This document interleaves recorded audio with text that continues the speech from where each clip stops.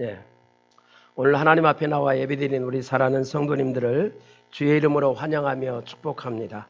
하나님께서 오늘 또 우리의 예배를 받아주시고 특별히 유대인들이 차고 넘치게 복을 받은 것처럼 우리 사랑하는 성도님들의 가정도 이런 차고 넘치는 복을 받아 누릴 수 있기를 주의 이름으로 축원합니다.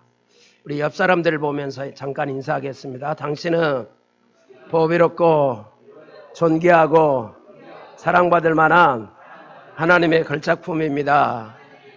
다시 한번요. 당신은 보배롭고 존귀하고 사랑받을 만한 하나님의 걸작품입니다. 당신 옆에 있어 행복합니다. 주 안에서 사랑합니다. 교회만 오면 이 인사를 하죠. 집에서는 안 하죠. 여러분 삶 속에서 이런 인사를 하고 살아갈 수 있기를 바랍니다. 기도하겠습니다. 살아계신 하나님 아버지, 오늘 부족한 종이 하나님의 말씀을 들고 섰습니다. 말씀을 전하는 종에게 성령을 충만히 부어주셔서 은혜와 능력 있게 하시고 듣는 우리 사랑하는 성도님들에게는 감동과 감화와 믿음의 역사가 있게 하여 주시옵소서. 주 예수님의 이름으로 기도 올리옵나이다. 아멘. 오늘 설교 제목을 따라서 하겠습니다. 나는 하나님의 가정을 이루며 살리라. 어떤 가정을 이루어요? 우리 사랑하는 성도님들은 모두가 하나님의 가정을 이루며 살아갈 수 있기를 바랍니다. 우리가 하나님의 가정을 이루고 살아가면 하나님께 영광이 되고 기쁨이 됩니다. 그리고 우리에게 하나님이 복을 넘치게 부어 주십니다. 이런 삶을 살아갈 수 있기를 바랍니다.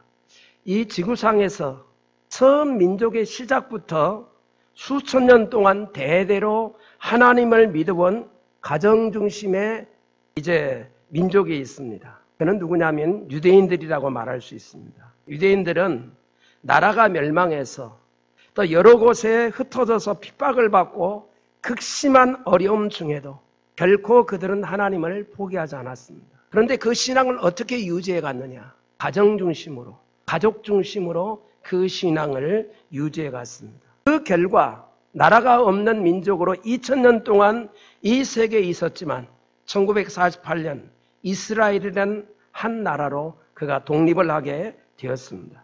이 놀라운 삶의 원동력은 그들에게는 하나님의 말씀인 토라가 있었습니다. 그리고 이 말씀의 해설서인 이 바로 탈무드가 있었기 때문에 가능했습니다.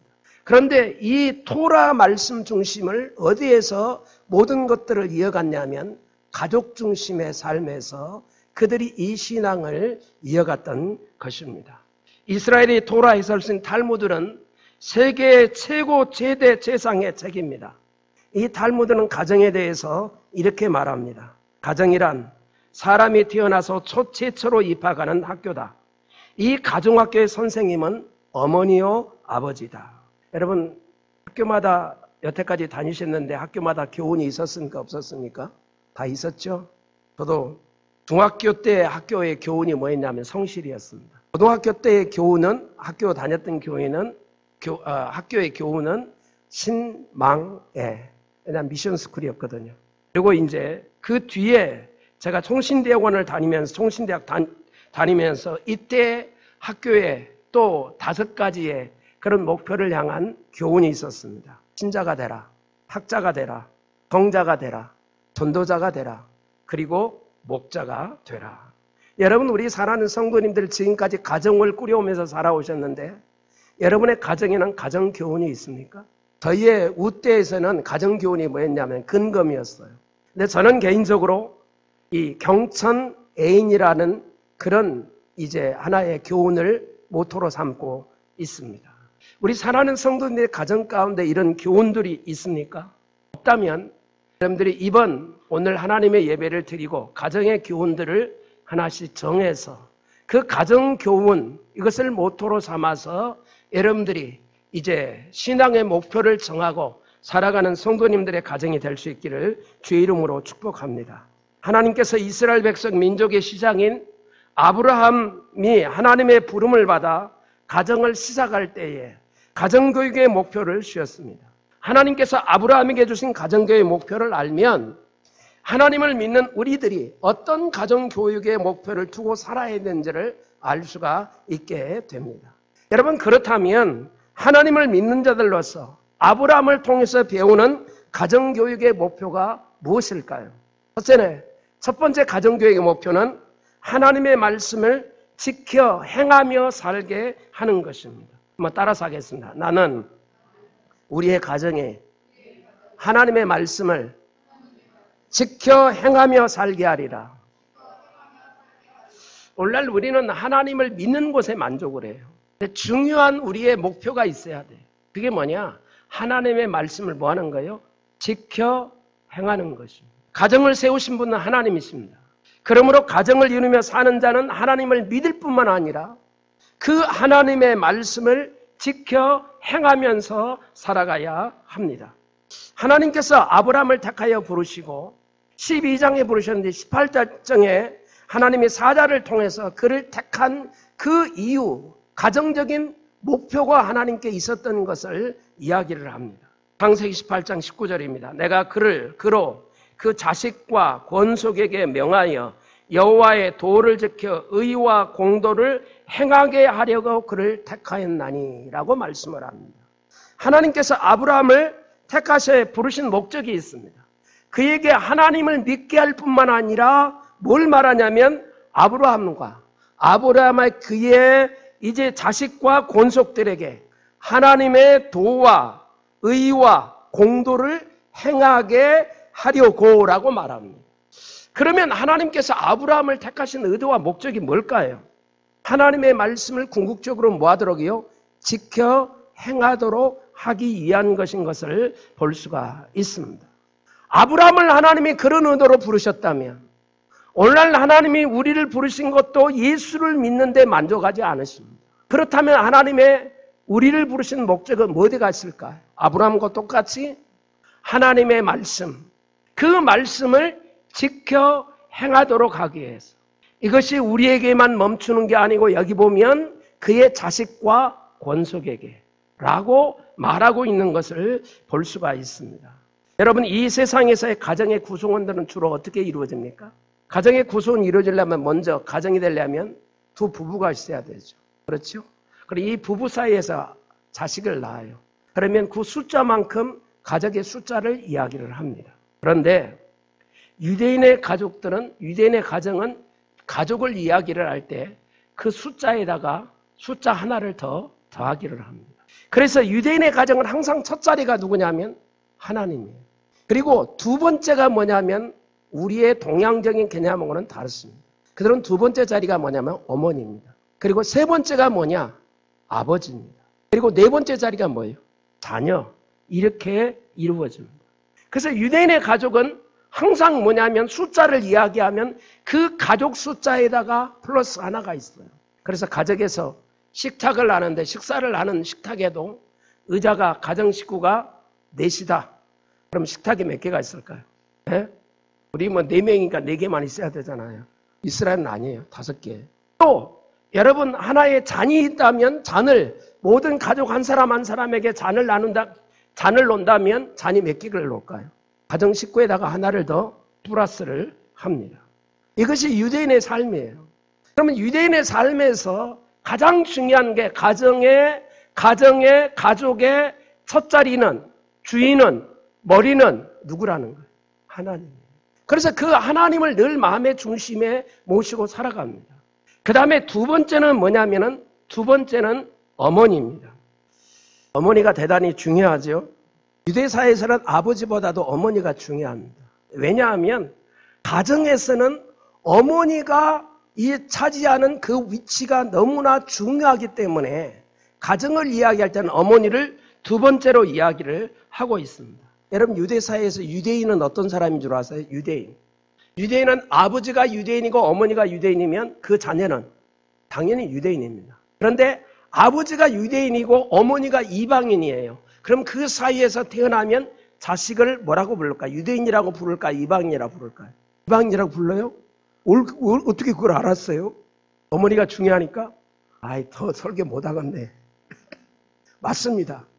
여러분 이스라엘 사람들 가운데서 아버지가 이방인이고 어머니가 유대인이면 그의 자녀를 뭐라고 부르냐면 유대인이라고 이야기를 하고 있습니다. 그만큼 어머니의 위치가 중요하다라고 하는 것을 말해주고 있습니다. 그러면 어머니가 가정에서 어떤 역할을 하느냐? 유대인들은 주로 세 가지를 이야기합니다. 첫 번째, 유대인들은 어머니를 세 가지로 표현하는데 어머니를 해로 표현합니다. 어머니는 가정의 태양의 해입니다. 우리나라에서 남편의 부인을 이야기할 때 뭐라고 말하죠? 아내라고 이야기해요. 아내란 말의 원래 그 근본적인 뜻은 뭐냐면 안에 있는 해라고 하는 그런 뜻이에요. 거기에서부터 출발을 한 거예요. 그럼 아는 어디를 이야기해요? 가정 안에서 뭐와 같은 사람? 해와 같은 존재의 역할을 해야 되는 게 누구예요? 어머니, 아내의 역할이라고 하는 것을 이야기를 하고 있습니다. 그래서 안식일 이스라엘 백성들은 합달라 예식을 할 때 불을 켜기도 하고 끄기도 해요. 촛불을 켜고 끄거든요. 근데 촛불은 누가 켠 줄 아세요? 보통 가정에서는 누가 켜야 돼요? 아버지가 켜야 되죠. 근데 유대인들은 아니에요. 어머니가 켜요. 또 그가 꺼요. 가정에서 하는 일들은 그렇게 합니다. 어머니가 왜냐하면 이 집안에서 뭐가 되기 때문에? 해가 되기 때문에 불을 켠다라고 하는 거예요.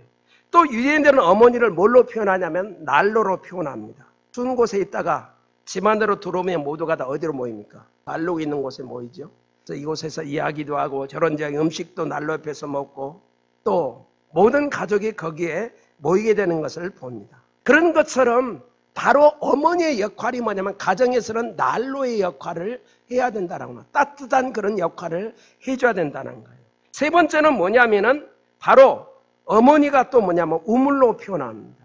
연료를 만들어 넣는 어머니가 뭐냐면 모든 생수를 공급하고 또 먹을 것을 공급해주고 옷을 만들어주고 빨래를 해주고 모든 공급과 모든 것을 다 해주는 자가 어머니다라고 하는 것을 이야기를 하고 있는 것을 봅니다.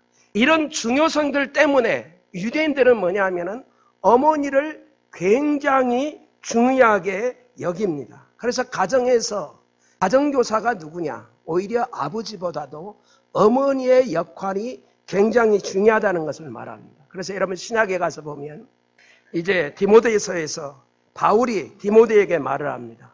그것을 이야기할 때 이렇게 말하죠. 너의 믿음이 먼저 내 외조모 로이스와 내 어머니 유니게에 속해 있더니 내 속에도 있는 줄을 확신하노라.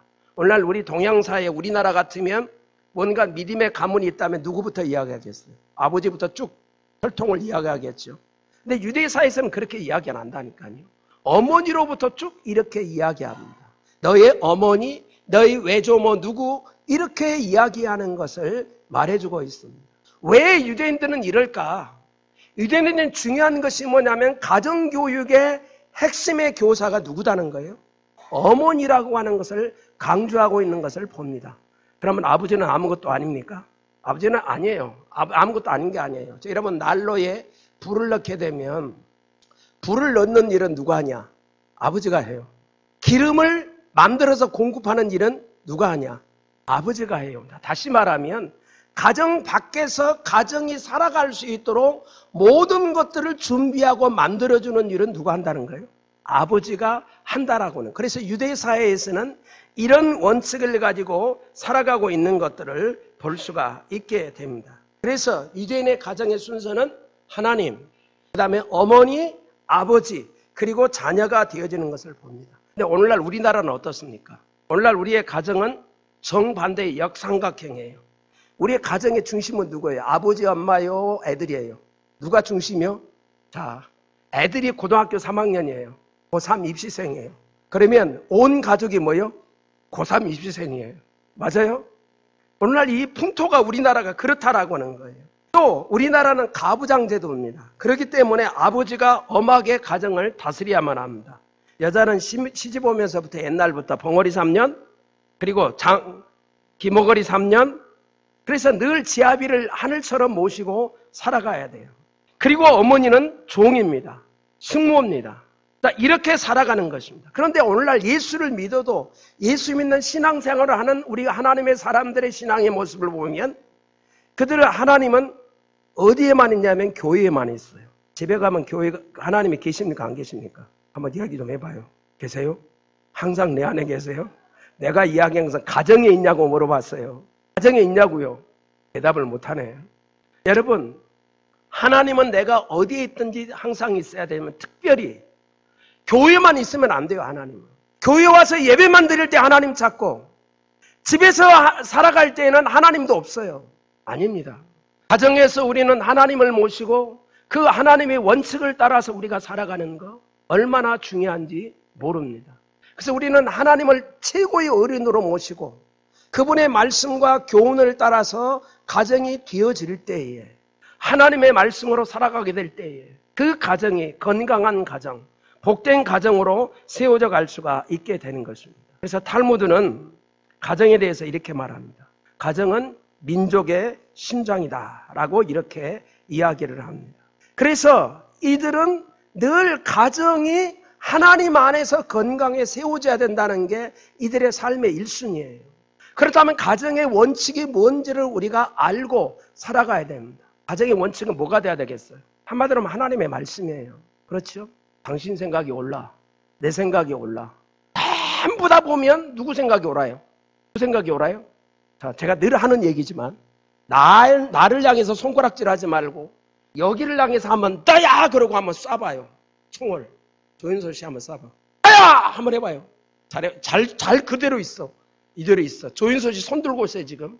그렇죠? 손 들고 있죠? 손을 잘 보세요. 너를 향해서 손가락이 몇 개 가고 있어요. 나를 향해서는 몇 개 향하고 있어요. 그러면 문제가 누가 많아요? 근데 이걸 인식을 해요 안 해요? 인식을 합니까 안 합니까? 안 해요. 맨날 뭐만 보냐면 나를 향한 손가락은 안 보고 누구를 향한? 너를 향한 손가락만 봐요. 그것이 오늘날 우리의 삶이에요. 손 내리세요. 이런 삶으로는 우리의 삶을 건강한 가정으로 세워갈 수가 없어요. 그러니까 여기에 뭐가 1순위가 되어요? 하나님의 말씀입니다. 그래서 우리 사랑하는 성도님들은 하나님의 말씀을 1순위에 두고 이 말씀을 늘 지켜나가면서 살아갈 수 있는 그런 하나님의 사람들이 될 수 있기를 바랍니다. 여러분, 이렇게 살았던 이스라엘 백성들이 어떤가요? 제가 설교 준비를 위해서 이런 통계 자료들을 이렇게 찾아보니까 유대인들이요, 오늘날 세계에서 가장 잘난 사람이 받는 상이 뭐예요? 여러 분야에서 노벨상이죠. 이스라엘 민족이 세계적으로 인구수가 얼마냐면 0.2%입니다. 세계 인구의 0.2%예요. 그런데 1905년 노벨상이 생긴 이후로 지금 100년 동안에 이제 세계 경제학상의 40%를 유대인들이 받았습니다.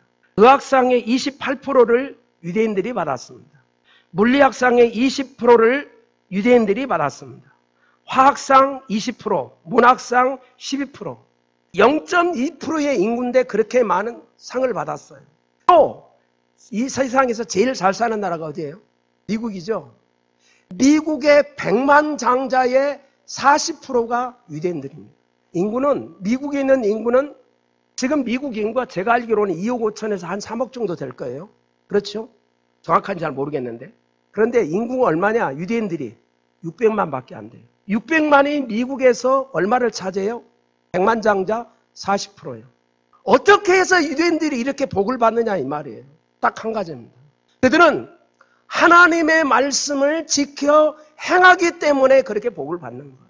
그러므로 우리의 가정교육의 목표도 뭐가 되어야 되느냐? 하나님의 말씀을 지켜 행하도록 하는 것. 이것이 우리의 가정교육의 목표가 되면, 우리가 그렇게 살아가면 우리 모두들도 그런 복된 삶을 살아갈 수가 있습니다. 이런 은혜들이 우리 사랑하는 성도님들에게 있어질 수 있기를 주의 이름으로 축복합니다. 두 번째로 가정교육의 목표는 하나님의 생명을 얻고 계속 이어가게 하는 것이 되어야만 합니다. 한번 따라서 하겠습니다. 나는 우리 가족이 하나님의 생명을 얻고 계속 이어가게 하리라. 육신의 생명을 말하지 않습니다. 어떤 생명이요? 하나님의 생명이에요. 이 하나님의 생명을 누가 얻어야 되면 가족이 이루니 내가 얻어야 돼요. 그리고 이 얻은 하는 생명은 나에서 멈춰버리면 안 돼요. 이 생명이 계속 자녀들에게 뭐해 가야 돼요? 이어져 가야 돼요. 이 이어져 가도록 하는 것, 이것이 우리 가정의 교육의 목표가 되어야만 합니다. 오늘 여기 본문 2절 말씀에 보면 내가 너로 큰 민족을 이루고 내게 복을 주어 내 이름을 창대하게 하리니 너는 복이 될지라. 내가 너로 뭘 이루고? 너로 큰 민족을 이루고. 하나님은 아브라함 한 사람, 믿음의 사람 아브라함 한 사람에 멈추기를 원치 않았어요. 아브라함과 같은 믿음의 사람이 계속해서 이어져가고 본식되기를 원했어요. 그래서 얼마 정도를 이루기를 원했느냐? 하나의 민족이 이루기를 원하는 것을 볼 수가 있게 되어집니다. 하나님께서 아브라함에게 그런 약속을 하셨다면 오늘날 우리를 하나님이 택하시고 구원하신 것도 어떤 목적이 있어요? 첫째는 하나님의 생명을 얻는 것. 그 생명을 얻어서 이 생명이 나에게만 멈춰 있으면 안 돼요. 이 생명이 계속해서 뭐에 가야 된다? 이어져 가야 돼요. 그렇죠? 그래서 하나님의 사람으로 계속 이 세상에서 살아가게 될 때에 하나님께서 이 자들을 하나님의 사람으로 사용하시게 되는 것들을 볼 수가 있게 됩니다. 그런데 이 일이 쉬워요, 어려워요? 어렵죠? 그런데 이런 예를 보면 우리는 그래서 우리의 연약함을 인정하고 하나님만 바라보고 약속의 말씀은 믿으면 돼요. 첫사람, 원래 아브라함은 어떤 사람이었어요? 출생이 어디서 태어났습니까? 갈대아 우르에서 태어났어요. 그런데 하나님이 어느 날 아브라함을 부릅니다. 내가 너로 큰 민족을 이루고 너는 복의 근원이 될지라 하면서 아브라함을 불러요. 그러면서 어디로 가라 그래요? 내가 지시할 땅으로 가라 그래요. 근데 이때 아브라함이 예수 믿는 사람이 안 믿는 사람 오늘날로 말하면 안 믿는 사람이에요. 그런데 그때 나이가 성경의 전후 문맥을 보면 빠르게 이야기하면 65살. 계산을 좀 해야 됩니다. 좀 늦게 이야기하면 75살이에요. 그때까지 아이가 없었어요. 그에게 뭐라고 말하냐면 내가 너는 내게 지시할 땅으로 가라. 그러면서 너로 말미암아 큰 민족을 이루게 하리라. 그 말 믿어지겠어요? 안 믿어지겠어요? 여러분 같으면. 그런데 이때 당시에 사라는 어떤 사라냐? 마치 오늘날로 말하면 성녀입니다. 몸에 이상이 있는 여자였어요. 아이를 낳지 못하는 그런 여인이었습니다. 그런 여인을 데리고 사는 아브라함에게 하나님께서 큰 민족을 이루게 하겠다고 약속을 했어요. 근데 이때 아브라함은 하나님께 묻지도 않았어요. 하나님, 나라와 하여금 큰 민족을 이루는 것이라면 하나님이 나한테 다른 여자를 주신다는 말입니까? 사장가 가게 한다는 말입니까? 이렇게 질문하지 않았어요. 그리고는 뭐예요? 그냥 하나님의 약속의 말씀을 따라 갔어요. 아브라함 뭘 믿었을까요? 하나님은 말씀하신 것은 반드시 뭐 해주신다? 이루어 주신다는 그런 하나님의 능력을 믿었어요. 오늘날 여기에서 우리의 가정에서 한번 생각을 해봐요. 내가 하나님의 생명을 가졌는데 하나님의 생명을 심어주려고 하면 쉬워요, 어려워요? 쉽지 않지요? 어떻게 해야 돼요? 아브라함을 보세요. 아브라함은 하나님의 약속의 말씀을 믿고 그 말씀대로 따라갔더니 하나님의 방법으로 하나님은 그 가정에 아이를 주셨어요. 그게 누굽니까? 이삭이에요. 그것도 얼마 만에? 25년 지나서. 그렇죠? 이게 하나님의 방법이에요. 그러니까 우리는 중요한 것이 뭐냐면 하나님의 약속의 말씀을 붙들면 하나님의 능력을 믿으면 우리는 조급하다 한다 할지라도 하나님은 조급하지 않으세요. 하나님은 하나님의 방법, 하나님의 능력으로 반드시 그 약속을 이루어 주신다, 안 이루어 주신다? 이루어 주신다. 그러므로 우리는 하나님의 생명을 받았다면 이 생명을 이어가게 해서 하나님의 약속의 말씀을 믿고 부단히 하나님께 부르짖고 기도하면 하나님이 놀라운 역사를 이루게 가십니다. 이것이 얼마나 중요한지를 여러분 성경을 통해서 봐야 돼요. 마태복음을 보면 예수님의 족보가 아브라함부터 쭉 나옵니다. 아브라함과 다윗의 자손 예수 그리스도의 세계라 이렇게 쭉 나와요. 그래서 이게 쭉 족보가 나오는데 안 들어가야 여인들이 이름이 있어요. 성경에 보니까 이런 이름 다말, 다 말아먹은 여자. 또 성경에 뭐 라합이라고 말하잖아요. 기생 라합. 룻입니다. 룻은 이방인이에요. 이스라엘 백성들은 이방인은 개로도 취급 안 해요. 또 바세바입니다.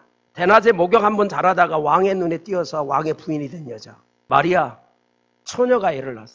세상적인 관점으로 보면, 윤리적인 관점으로 보면 다 문제가 있는 여자들이에요. 세상 평판으로 말하면 다 정말로 말도 안 되는 여자들이에요. 그 여인들의 이름이 성경에 기록이 되어 있어요. 이유가 뭘까요? 구원자 예수 그리스도가 이 땅에 오는데 그 혈통을 이루는데 이 여자들이 없으면 이어져 갈 수가 없었어요. 다시 말하면 하나님의 생명을 이어가도록 하는데 지극히 헌신된 일을 한 여인들이기 때문에 이 성경의 기록에 따르는 거예요. 하나님이 보시는 관점은 세상적인 윤리나 평판이 아닙니다. 하나님의 생명을 소중하게 여기고 가장 귀하게 여기느냐 여기지 않느냐가 가장 중요한 거예요. 그걸 오늘 여기 성경에서 우리에게 이야기를 해주고 있는 것을 볼 수가 있게 됩니다. 그러므로 우리 사랑하는 성도님들은 오늘날 이 땅에 살아가면서 하나님의 생명을 받은 자들은 내가 하나님의 생명을 받은 자리로 끝나버리면 안 된다는 거예요. 이 생명이 계속해서 하나님의 생명이 뭐이가가 이어져 가게 해야 돼요. 이 사명이 누구에게 있어요? 가족의 이론을 이루는 내게 있어요. 이것을 늘 기억하면서 살아가는 그런 하나님의 사람들이 되어줄 수 있기를 주의 이름으로 축복합니다. 마지막 세 번째 가정의 목표는 축복의 통로로 살게 하는 것입니다. 다시 말하면 하나님께서 우리에게 복을 주시면 이 주신 복으로 어떻게 살아야 되느냐? 사람을 세우고 살리는 일을 위해서 나누어주고 베풀어주고 살아가야 된다는 거예요. 이걸 다른 말로 말하면 축복의 통로입니다. 누가? 내가. 오늘 여기 성경 말씀을 보면 2절 3절 내가 너로 큰 민족을 이루고 내게 복을 주어 내 이름을 창대케 하니 너는 복이 될지라. 너를 축복하는 자에게는 내가 복을 내리고 너를 저주하는 자에게는 내가 저주하리니 땅의 모든 족속에 너로 말미암아 복을 얻을 것이니라 하신지라. 여기 보면 내가 너에게 복을 주리라. 누가 말씀하세요? 하나님의 말씀하십니다. 너는 복이 될지라. 하나님이 복을 주시면 우리 복이 돼요. 그런데 하나님이 이 복을 주시는 이유가 있어요. 너로 말미암아 모든 민족이 복을 받을 것이라. 누구로 말미암아? 너로 말미암아. 너는 누구요? 여기에서는 아브라함이에요. 오늘 말씀을 받는 입장에서는 누구냐? 나요, 나. 하나님은 우리에게 복을 주신다, 안 주신다? 주십니다. 그럼 우리가 하나님의 복이에요. 그러나 하나님이 이 복을 왜 주시냐 이 말이에요. 너로 말미암아 모든 사람이 복을 받도록 하기 위해서. 누구를 통해서요? 나를 통해서. 그럼 내가 어떤 사람으로 살아가야 되죠? 나는 축복의 통로로 살아가야 하는 것입니다. 축복의 통로란 말은 복을 쌓아두고 살아가는 게 아니에요. 그렇죠? 이번에 보니까 코로나 바이러스가 생기다 보니까 돈 많은 사람들 가운데 좀 구별된 사람이 있더라고요. 중국의 그 어떤 사람 있죠? 알리마인가 뭔지 하여튼 알리바바? 또 일본에 보니까 손정희 우리 한국계 일본에 사는 무슨 뱅크? 소프트뱅크? 그 사람 같은 경우 보니까 이때 뭔가 가진 것을 이렇게 베푸는 이런 것들을 볼 수 있더라고요. 여러분 재산을 많이 쌓아야 된다고 복이 아니에요. 하나님은 뭐 하기를 원하시냐면 우리에게 주신 복을 뭐 하기를 나누고 베풀어 주기를 원하십니다. 하나님이 아브라함에게 복을 주신다고 약속하셨다면 아브라함이 주신 말씀을 내가 아멘으로 받으면 나에게 하나님이 그 말씀을 통해서 복을 주십니다. 그렇죠? 그러면 그 받은 복을 가지고 어떻게 살아야 되느냐? 내가 어떻게 살아야 된다? 축복의 통로가 돼야 됩니다. 그렇죠? 통로는 나를 통해서 하나님의 축복이 흘러가게 만들어요. 있습니까? 우리 사랑하는 성도님들은 모든 이런 축복의 통로가 될 수 있기를 바랍니다. 하나님 주신 복의 종류는 여러 가지가 있습니다. 건강도 있고 물질도 있고 재능도 있고 성품도 있고 말도 있고 지식도 있고 여러 가지 우리가 신앙적인 아름다움도 있고 하는 것들이 있어요. 하나님께서 우리들에게 물질의 복을 많이 주신다면 하나님이 왜 물질의 복을 많이 주실까요? 이유가 뭘까요? 가난한 사람, 소외된 사람, 어려운 사람들을 도와주고 살리라고 주시는 거예요. 거기에다 써야 됩니다. 또 하나님께서 우리들에게 재능을 주셔요. 어떤 사람에게는 지식을 주셔요. 왜 하나님이 재능을 주시고 지식을 주실까요? 그 재능이나 지식을 가지고 부족하고 연약한 사람을 뭐하라고요? 세우고 살리라고요. 그 연약한 사람을 도와주라고 하나님이 우리에게 주신 거예요. 하나님께서 우리들에게 아름다운 성품, 하나님이 또 말 잘하는 재능을 우리에게 주셨다면 그 이유가 뭘까요? 좋은 성품 어디에다 써야 돼? 에? 사람들을 세우고 살린 데를 써야 돼요. 하나님이 내게 주신 재능들이 있어요. 또 어떤 사람은 부지런한 게 있어요. 부지런한 거. 남다른 부지런함. 왜 하나님이 주셨다고요? 자기 혼자만 해서 사지 말고 남을 부지런히 사람들을 가서 뭐 해주라는 거예요? 도와주라는 거예요.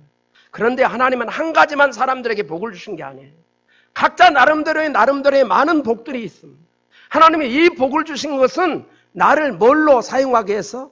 축복의 통로로 사용하게 해서. 그래서 우리 사랑하는 성도님들은 늘 나누어주고 베풀고 살아갈 수 있기를 바랍니다. 하나님은 그런 사람들이 있어요. 성경에 보니까 야곱이 있어요. 야곱은 욕심도 있었지만 하나님이 야곱을 통해서는 뭘 주시냐면 야곱이 가는 곳마다 생육 본성이 잘 일어나. 뭔가 그런 축복을 주신 것 같아.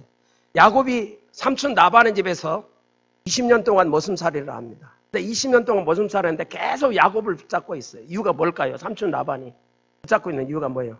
예? 양치기를 잘해요. 그러면서 뭐냐면은 야곱이 양치기를 하는데 이 양이 얼마나 번식을 잘하는지 몰라요, 막. 그러다 보니까 어떻게 해야 돼요? 붙들고 있어야 돼요? 쫓아내야 돼요? 붙들고 있어야 되는 거예요. 그렇죠. 근데 야곱은 그걸 못 깨달았어요.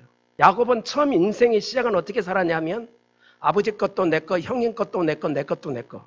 이건 뭐예요? 축복의 통로예요. 갈치자예요. 축복의 갈치자로 살았어요. 그런데 엄청나게 야곱의 인생이 130년 동안 두드러 맞고 깨지고 난 다음에는 달라졌습니다. 누구 앞에 섰을 때? 바로 앞에 섰을 때는 달라졌어요. 그때부터는 축복하는 사람이 되었어요. 마지막에 야곱이 인생을 마감하면서 어떤 사람이 됐습니까? 자기 12아들을 다 뭐합니까? 축복을 해줬습니다. 이 야곱의 12아들이 이스라엘의 민족을 이루는 12 그런 지파의 조상이 됐어요. 그렇죠? 그럼 야곱이 어떻게 해서 그렇게 된 거예요? 마지막에 어떤 사람을 자기에게 주신 축복을 베푸는 자로 바뀌어졌을 때 이런 놀라운 역사가 일어나게 된 것들을 봅니다. 또 여러분 성경에 보세요. 요셉을 보세요. 요셉은 얼마나 억울한 일을 많이 당했어요. 근데 요셉은 하나님 앞에서 살았어요. 요셉은 늘 요셉이 가는 곳마다 하나님이 함께 하세요. 그 함께 하신 복을 자기를 위해서 살지를 않았어요. 야곱이 보디발의 집에 가니까 누구 집이 복을 받았어요? 보디발의 집이 복을 받았어요. 또 야곱이 잘못 이야기했어요. 요셉이 또 감옥에 가게 되죠. 감옥에 가다 보니까 또 꿈을 해석해줘가지고 사람들이 막 풀려나잖아요. 그래서 나중에는 졸제는 어떻게 해요? 왕이 이제 불린을 받아서 흉년을 맞이할 때 왕에까지 가서 꿈 해석을 해줘가지고 이 요셉이 바로 국무총리로 있는 동안에 하나님이 여기에 7년의 축복을 주시고 또 애굽을 부강하게 만든 것들을 볼 수가 있죠. 그렇죠? 그때 어떻게 했습니까? 지혜롭게 모든 것들을 잘 저장을 해서 나라가 모든 어려운 나라들에게 어려울 때 베풀고 이게 파는 이런 역사를 이루어가는 걸 봅니다. 성경에서는 이 요셉을 향해서 이렇게 말합니다. 요셉은 생명의 부양자로 살았다. 또 이는 축복의 통로로 살았다라고 하는 것을 말씀합니다. 그러므로 우리 사랑하는 성도님들은 하나님을 믿는 사람들로서 이 가정의 교육이 우리의 삶 가운데서 축복의 통로가 되는 그런 쓰임받기를 위해서 목표를 정하고 살아갈 수 있는 그런 하나님의 사람들이 될 수 있기를 주의 이름으로 축복합니다. 하나님께서 우리를 택해서 예수를 믿게 하신 중요한 뜻이 있습니다. 그 뜻을 가정교육의 목표로 삼아야만 합니다. 그럼 어떤 것을 목표로 삼아야 돼요? 오늘 3가지를 말씀드렸어요. 첫 번째, 하나님의 말씀을 지켜 행하도록 할 것을 가정교육의 목표로 둬야 됩니다. 두 번째는 하나님의 생명을 얻고 계속해서 이어가도록 하는 삶입니다. 세 번째는 어떻게 쓰임받는다? 하나님의 축복의 통로로 쓰임받는다 라고 하는 그런 가정교육의 목표를 두고 우리 사랑하는 성도님들의 가정이 건강한 가정, 하나님이 함께 하시는 가정, 이런 복된 가정들이 다 되어줄 수 있기를 주의 이름으로 축원합니다. 기도하겠습니다. 살아계신 전능하신 우리 아버지 하나님, 오늘 저희들에게 은혜와 복을 주셔서 하나님 앞에 나와 예배드리게 하시고 특별히 또 하나님 말씀을 통해서 우리에게 은혜를 베풀어 주시니 감사합니다. 하나님, 이 세상에서 민족적으로 가장 복을 받은 나라는 이스라엘입니다. 그 원인을 성경에서 찾아보면 그들은 이제 하나님의 말씀을 지켜 행하고 또 뿐만 아니라 하나님의 생명을 계속 이어가고 또 나아가서 축복의 통로로 살기를 힘쓰는 그들이었기 때문에 하나님이 저들을 축복하신 것을 봅니다. 하나님, 우리들도 또 이 아브라함처럼 유대인들처럼 그런 복받는 반열에 서기를 원합니다. 오늘도 말씀을 주셨사오니 이 말씀을 따라 가정교육의 목표, 우리 인생의 목표로 정하고 살아감을 통해 하나님이 우리를 통해 주시는 복을 다 받아 누리게 하시고 축복의 통로로 하나님 앞에 쓰임받는 자들이 되게 하여 주시옵소서. 하나님의 우리 모두가 하나님의 말씀을 지켜 행하는 자가 되게 하여 주시옵소서.